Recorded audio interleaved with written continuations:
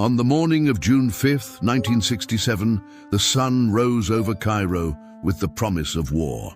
The air was heavy with the smell of jet fuel and political tension. Egyptian officers stood by their runways, completely unaware that history was about to be rewritten in less than 180 minutes. Just before 8 a.m., the first Israeli jets took off, low, fast, and silent. Their destination, Egypt's most critical air bases.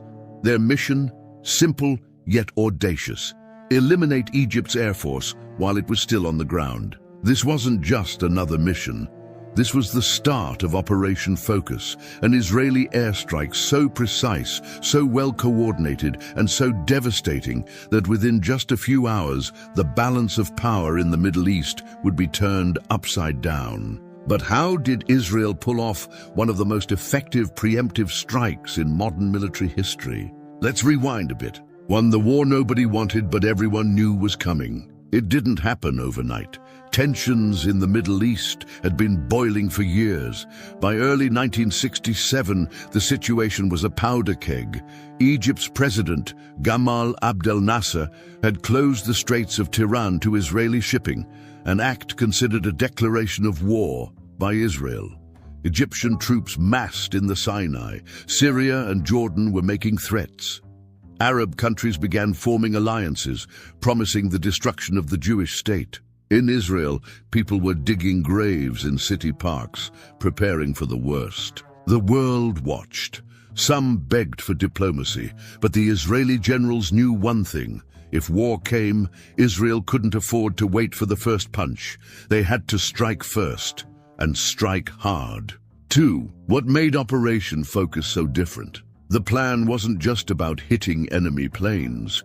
It was about wiping out the ability of Egypt, and later Syria and Jordan, to fight in the skies at all. Here's what made Operation Focus legendary.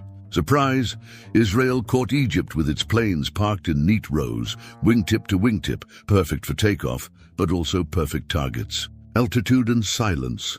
Israeli jets flew below radar, hugging the Mediterranean Sea like shadows. Egyptian radar, blinded by deception and radio jamming. Timing. The attack began when most Egyptian pilots and commanders were commuting to work or having breakfast. Training. Israeli pilots had drilled the mission over and over in secrecy. Every move was timed to the second. And the result? In the first wave alone, Israel destroyed 197 Egyptian planes. That's right, nearly 200 aircraft. In minutes.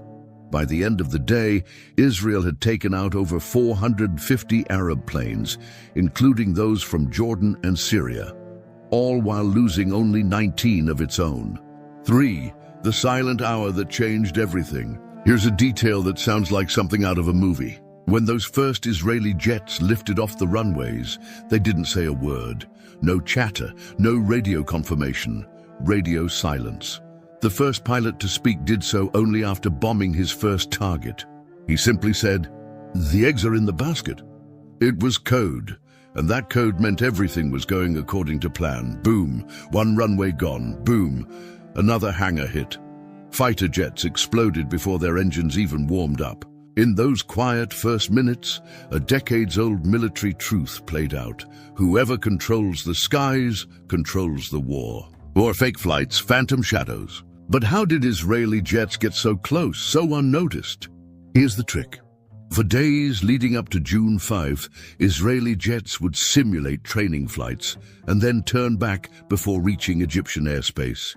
They did this again and again, at the same time every morning. Egypt's radar operators got used to it. They thought, just another drill.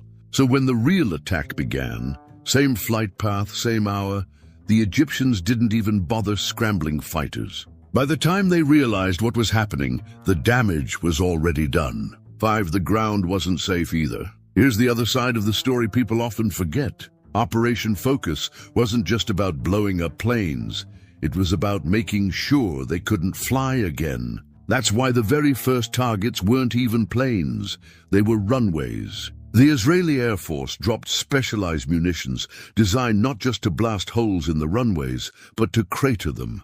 big, deep holes that made takeoff or landing impossible. After the craters, they dropped anti-runway mines, hidden bombs that would explode under the weight of a repair crew or a landing aircraft. So even if Egypt had any planes left, they had nowhere to go. 200 jets in 8 minutes. Let's put this into perspective. Imagine you're standing on an Egyptian airbase that morning. You hear a low rumble.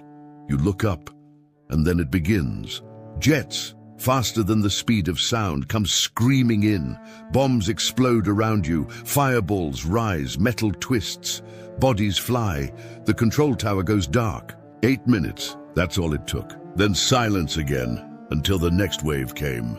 And the next. By the time the fourth wave was over, Egypt's air force was no longer a threat. It was a graveyard of metal and smoke. 7. Why it worked. Israel's crazy, desperate gamble. You might be thinking, wasn't this risky? Yes, extremely. In fact, when those jets took off, almost the entire Israeli Air Force was in the air. That meant the country had almost nothing left to defend itself if the plan failed. If just one enemy country had launched a counterattack during those first 2 hours, Israel could have been wiped off the map. But that's the thing.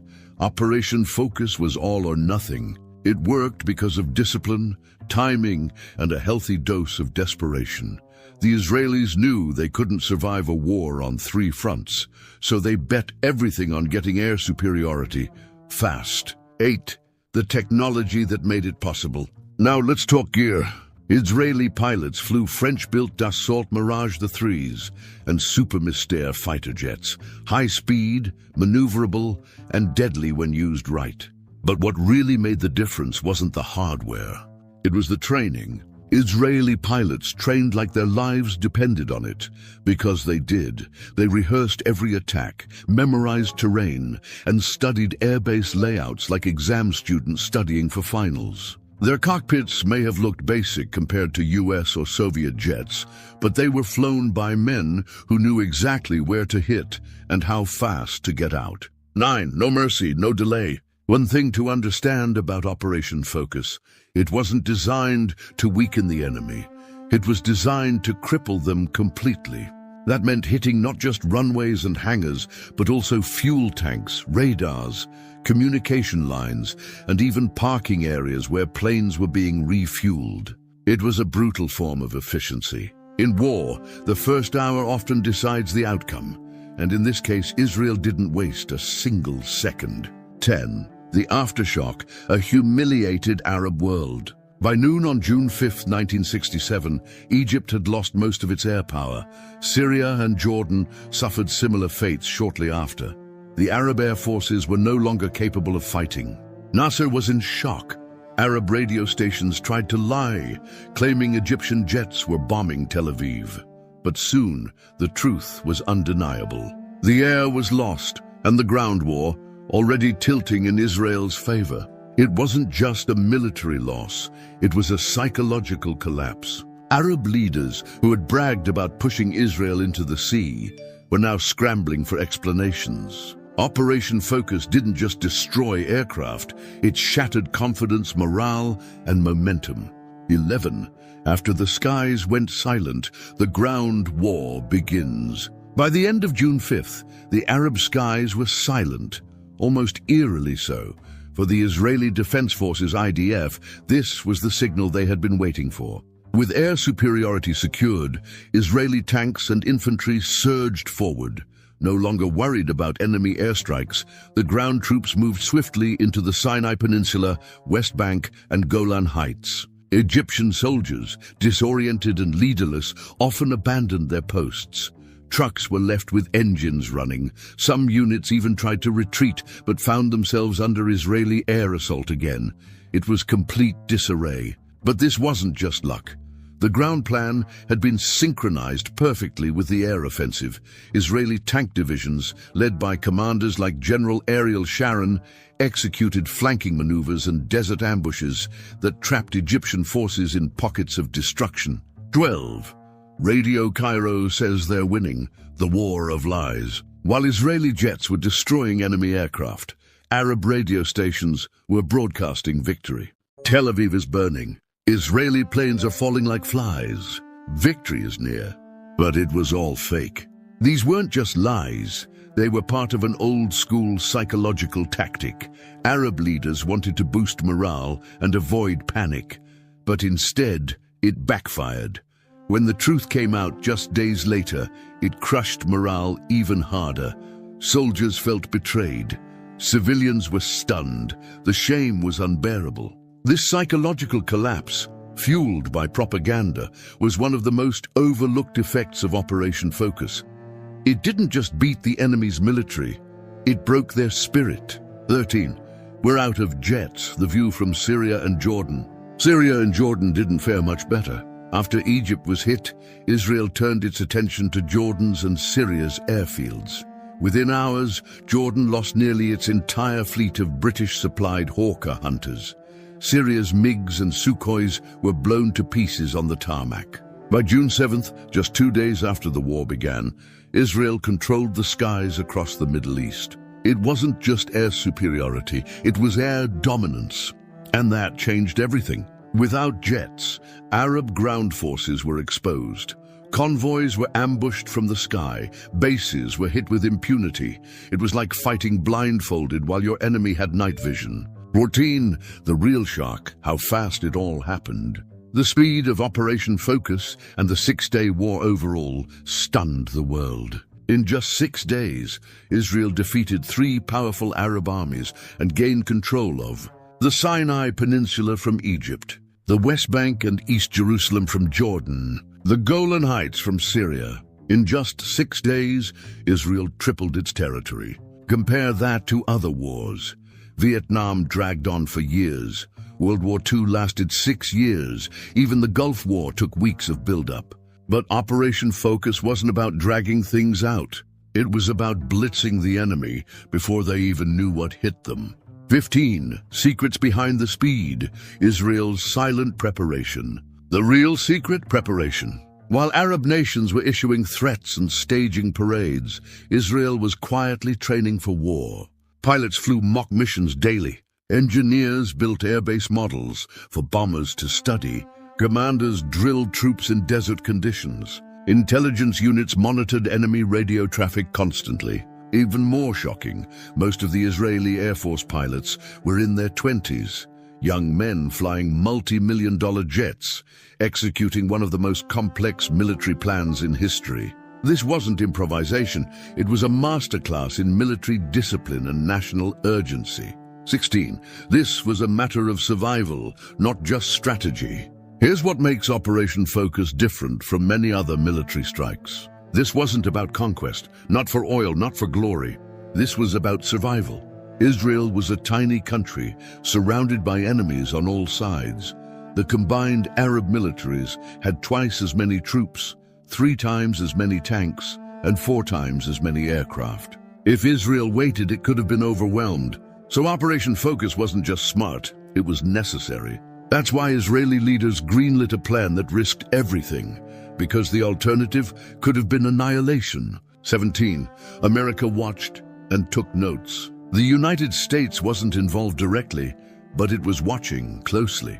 And what it saw changed military doctrine forever.